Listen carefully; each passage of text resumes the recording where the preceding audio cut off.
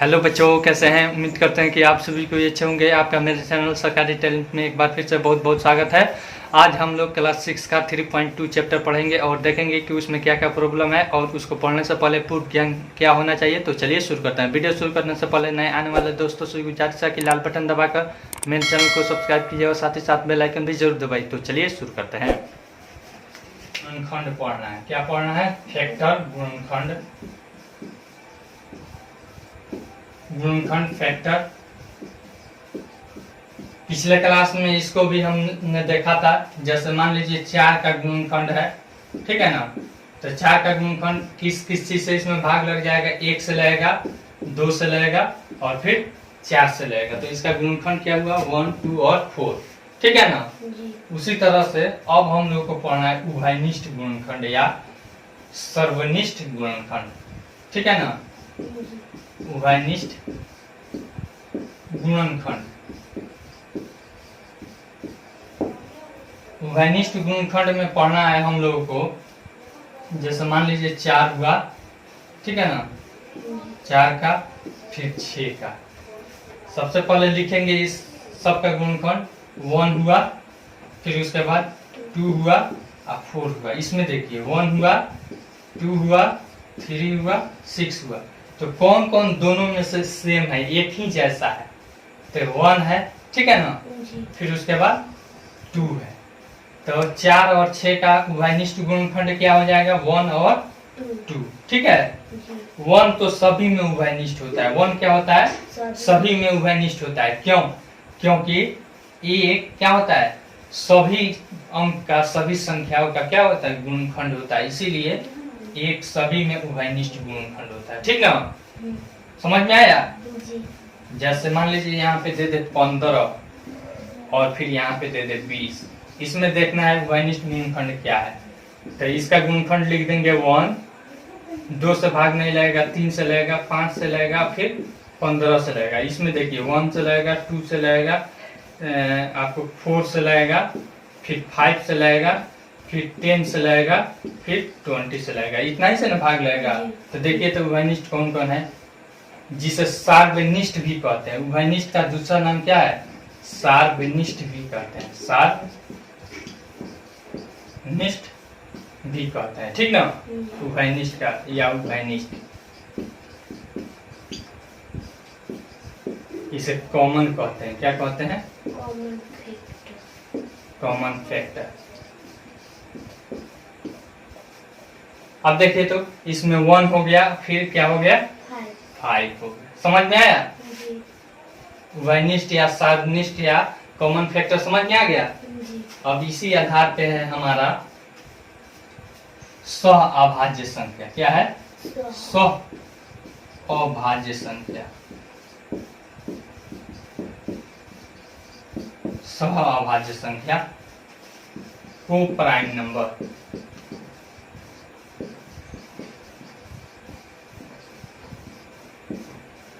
को prime number क्या होता है इसको देख लीजिए।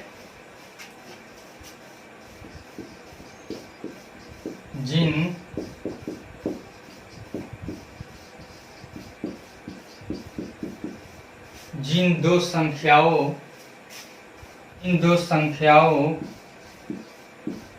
के गुणनखंड में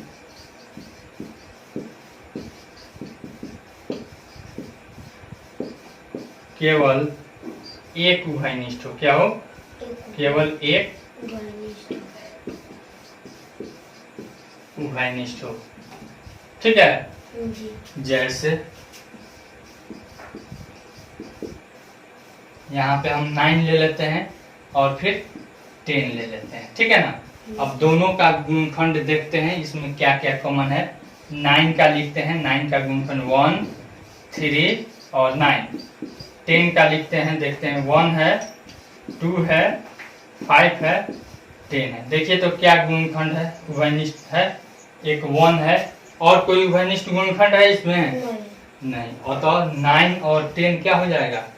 को प्राइम नंबर यानी कि सह-अभाज्य संख्या लिख देते हैं।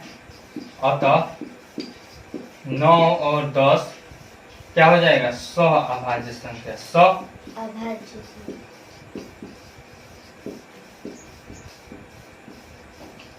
अभाज्य संख्या,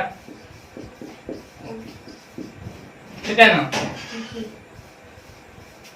अभाज्य संख्या समझ में लिए, उभयनिष्ठ गुणनफल भी हमने समझ लिया। अब पढ़ेंगे उभयनिष्ठ गुणज। क्या पढ़ेंगे? उभयनिष्ठ गुणज। मिटा दे इसको।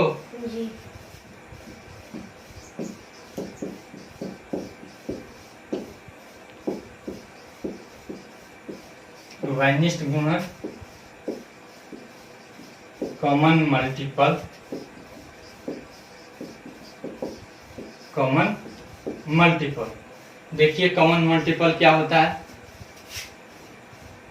जैसे 4, 5 और फिर 4 में, 5 और 4 में, तो क्या करेंगे? 5 का पहले गुणज लिखेंगे, 5, 10, 15, 20, और भी आगे आप लिख सकते हैं। 4 का लिखिएगा, 4, 8, 12, 16, 20, यह भी अनंत तक जाएगा। जाएगा कि नहीं? तो देखिए तो कौन हो रहा है? उभयनिष्ठ गुणज 20 हो रहा है कि नहीं? और भी आगे आप लिख सकते हैं, आगे भी जाकर यह मिलेगा, ठीक है। 20, उसके बाद 40, उसके बाद यानी कि 20 के अंतराल पर यह होगा। अतः उभयनिष्ठ या सार्वनिष्ठ, ठीक है ना। अतः उभयनिष्ठ गुणज क्या हो जाएगा? बराबर 20, ऐसे कॉमा देकर आप 40 भी लिख सकते हैं, अनंत तक, ठीक है। गुणज अनंत तक जाती है, पिछले क्लास में जिसको हम बताए हैं, ठीक है ना। को प्राइम नंबर हो गया। अब एक्सरसाइज पे हम आते हैं। पहला सवाल दे रहा है, विभाज्यता की जांच के नियमों का प्रयोग करते हुए पता लगाइए कि निम्नलिखित संख्याओं में कौन सी संख्या 2 से, 3 से, 4 से, 5 से, 6 से, 8 से, 9 से, 10 से और 11 से विभाजित है। सिर्फ हाँ या नहीं में जवाब दे। पहला यहाँ पे संख्या दे दिया है, यही ना दिया है। फिर उसके बाद यहाँ पे दिया है 2 से, 3 से, ठीक है ना। ऐसे क्या कर दिया है, 2 से, फिर 3 से, फिर 4 से, फिर 5 से, ठीक है। फिर उसके बाद 6, 8, 9, 10, 6 से 8 से, फिर 9 से, फिर 10 से, फिर उसके बाद 11 से। अब इसमें संख्या दिया है, जैसे मान लीजिए हम नीचे वाला ले लेते हैं 45,600। क्या है? 45,600। यह 2 से विभाजित होगी तो हाँ लिखेंगे। क्यों विभाजित होगी? इनका अंक क्या है? 0 है, ठीक है ना। 3 से विभाजितता में देखते हैं, 6, 5, 11, 4, 15 और 0, 15 0 करेंगे तो 15 ही होगा। तो इस 15 3 के पहाड़ा में है कि नहीं? 3 से विभाजित होगा, अतः 3 से भी क्या होगा? विभाजित होगा, हाँ लिख देंगे। 4 से, तो इकाई और दहाई अंक क्या है?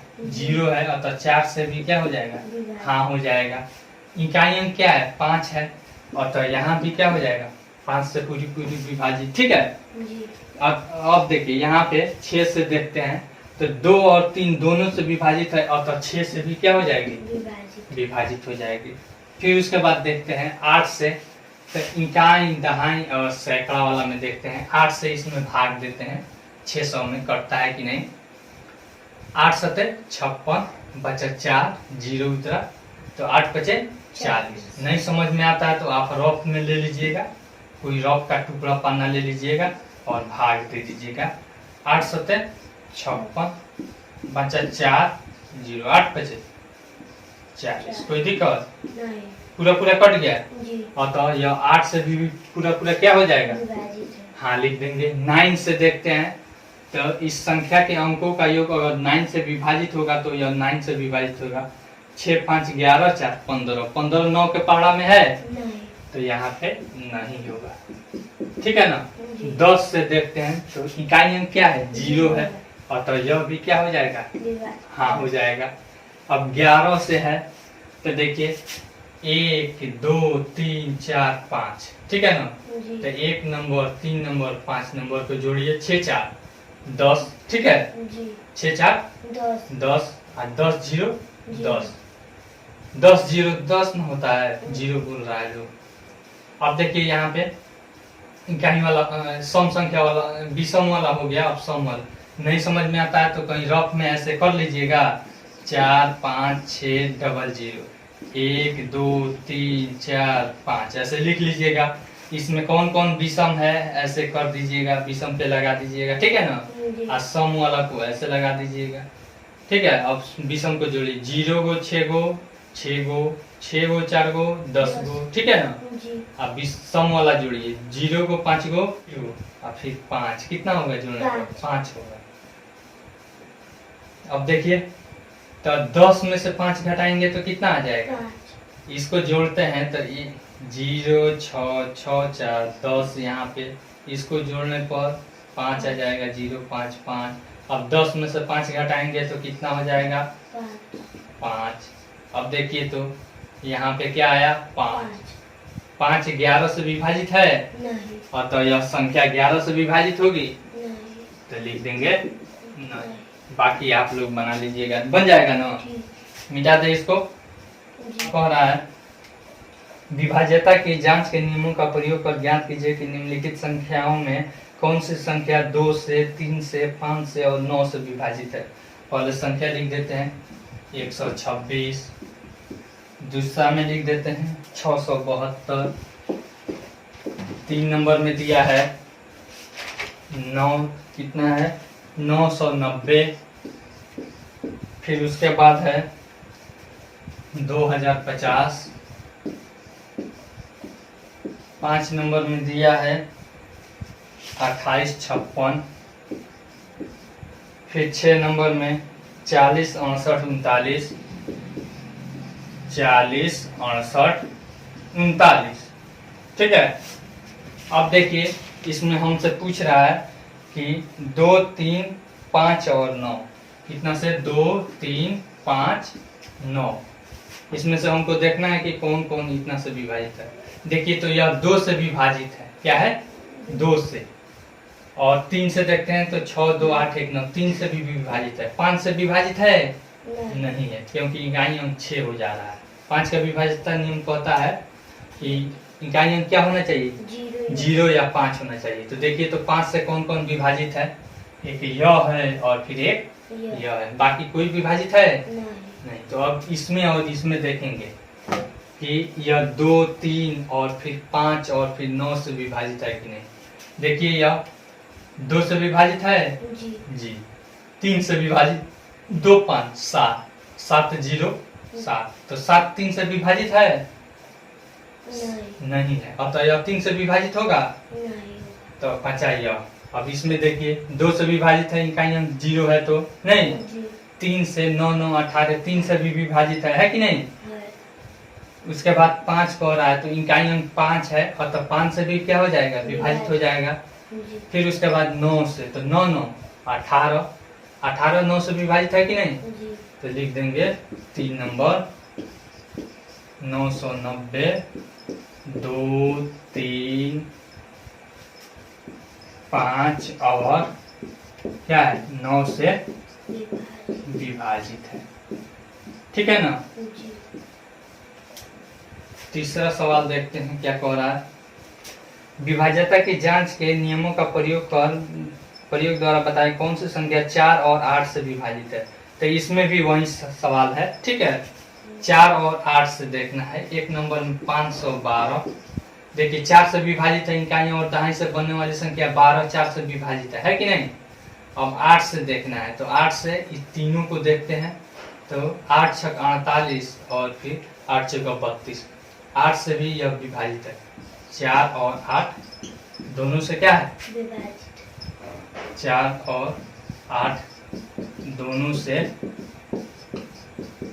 विभाजित है, ठीक है। और भी आप इसमें देख लीजिएगा, यहाँ पे 8 से भाग देकर दिखा दीजिएगा। 8 6 48 बचा 3 और यहाँ पे 2 उतरेगा। 8 चुका 32 कट जाएगा ना। ठीक है, फिर उसके बाद चौथा सवाल, निम्न संख्याओं की 6 से विभाज्यता की जांच कीजिए। तो यहाँ पे हम 4 नंबर बता देते हैं। 1 2 5 8 3, 1 2 5 8 3, यह 2 से विभाजित है?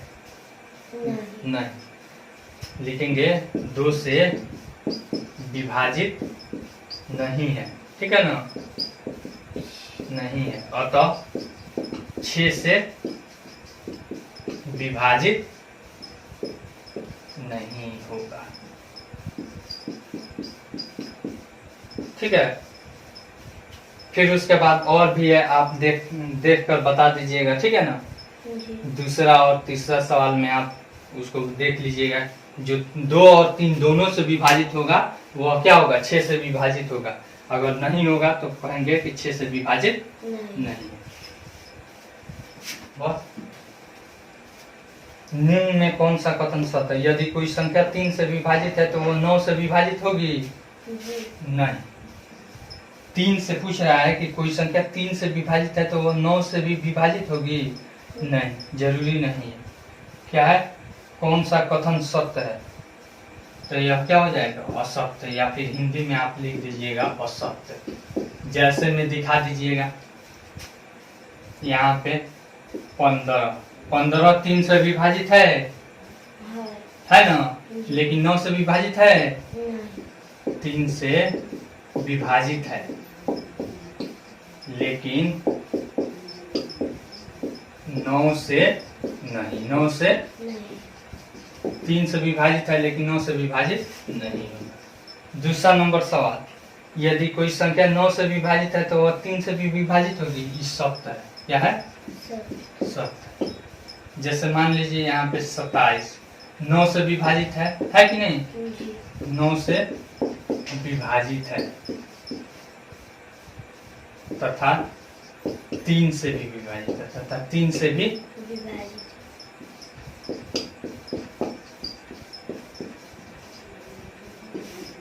तीसरा सवाल, यदि सभी संख्याएं जो 18 से विभाजित होगी वह 3 और 6 दोनों से विभाजित होगी, यह भी सत्य होगा। यह भी सत्य होगा।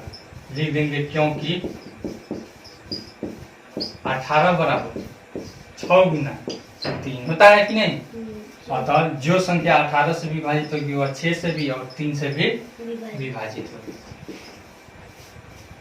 चौथा नंबर, सभी संख्याएं जो 8 से विभाजित है 4 से भी विभाजित होगी, यह भी सत्य है। यह भी सत्य है, क्योंकि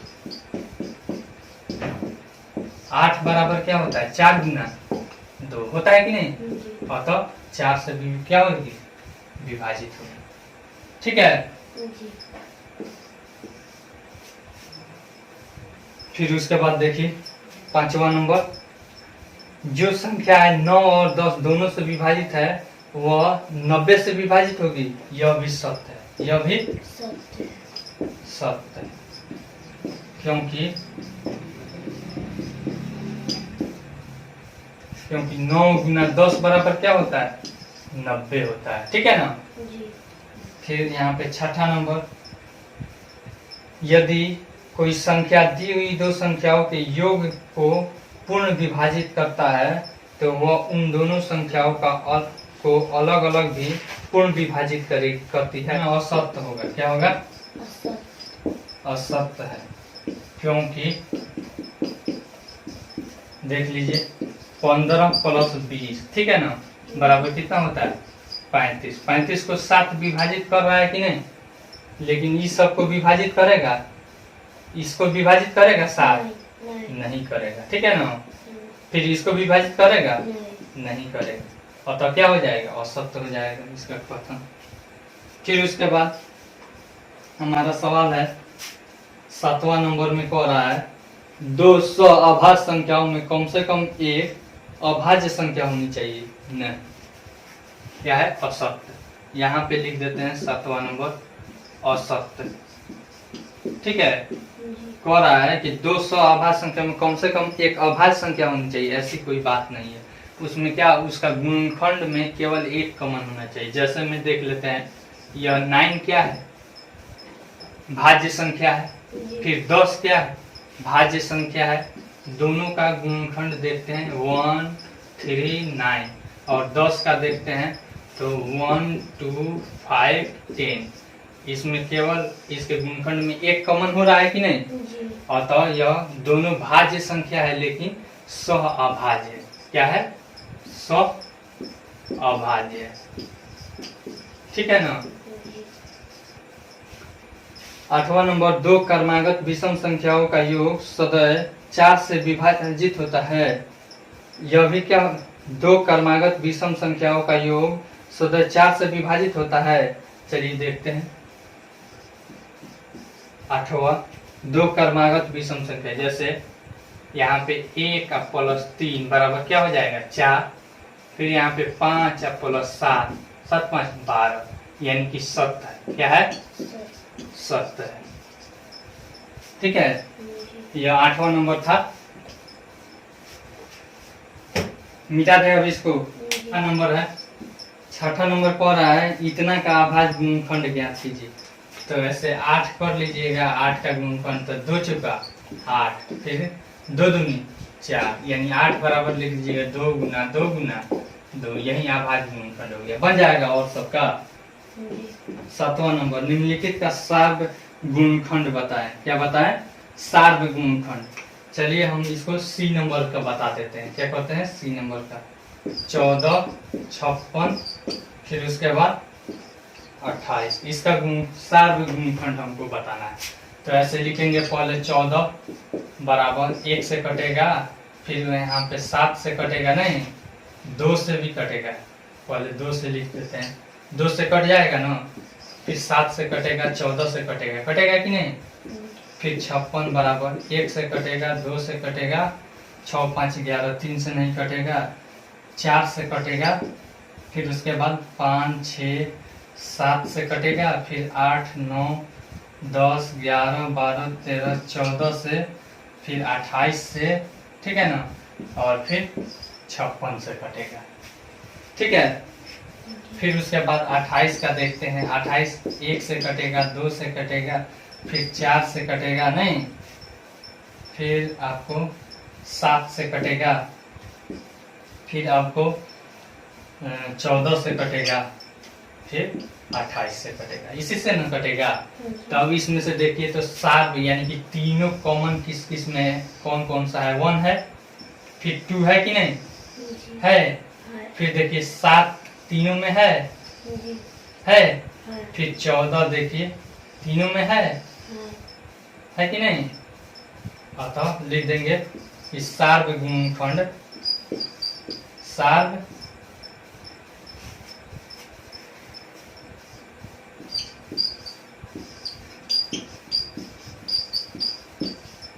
सार्व गुणनखंड बराबर हो जाएगा 1 2, ठीक है ना, फिर 7 और 14 और 14। ठीक है, 8 और 10, क्या कह रहा है, 8 और 10 का। तो यहाँ पे लिख दीजिएगा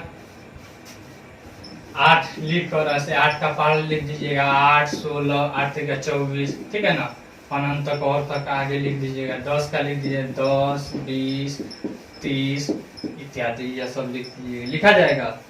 निम्न का सार्व गुणज बताए। 9 नंबर में सार्व गुणज बताना है। क्या करना है, सार्व 66 72, ठीक है ना, उसके बाद 78, उसके बाद 84, ठीक है, फिर आगे बढ़ाएंगे तो 90 96, फिर 102, आगे की तरफ हम बढ़ाते जाएंगे और यह आएगा लगभग 378 के करीब में, यानी कि जो क्या होता है लगभग इसका हमारा एक ये होता है, आप लॉसो जानते हैं, लघुत्तम समापवर्त वही होता है, ठीक ना। देखिए आगे की तरफ हम इसको बढ़ा देते हैं, यहाँ पे 126, फिर उसके बाद 20 जोड़ेंगे तो यहाँ पे 46 1 47 यानी कि 147 47 1 48 और फिर 48 20 68। इस तरह से आगे की तरफ हम बढ़ाएंगे और कॉमन हमारा क्या हो जाएगा, सार्व गुणज क्या हो जाएगा, सार्व गुणज बराबर हो जाएगा हमारा आपको 378। ठीक है ना। यह नहीं समझ में आया होगा तो एक बात दूसरा हम छोटा वाला दिखा देते हैं। ठीक है, इसको आगे की तरफ बढ़ाना पड़ेगा। जैसे 4 और 14 है, क्या है 4 और 14, 9 का ए नंबर में देख लेते हैं 4 और 14। तो पहले 4 का लिखते हैं, 4 4 दूनी 8, 4 तीन 12, 4 चौका 16, 4 पचे 20, ऐसे अनंत तक। 14 का देख लीजिए, 14 का हो जाएगा 14, 14 दूनी 28, 14 तीन 42। ठीक है ना। यहाँ पे हो जाएगा 24, 28, 32, फिर उसके बाद हमारा 36, 40 और फिर आपको हो जाएगा 44 इत्यादि, यहाँ तक अनंत तक जाएगा। अब देखिए इसमें वैनिष्ट कौन है, कॉमन कौन है। यहाँ पे 28 है, इसमें भी 28 है। ठीक है ना। तो गुणज लिख दीजिएगा, सार्व गुणज, सार्व गुणज बराबर 28 और अनंत तक। ठीक है। चलिए फिर 10वां नंबर में कह रहा है निम्नलिखित का अभाज्य गुणनखंड ज्ञात कीजिए। 10वां नंबर में अभाज्य गुणनखंड।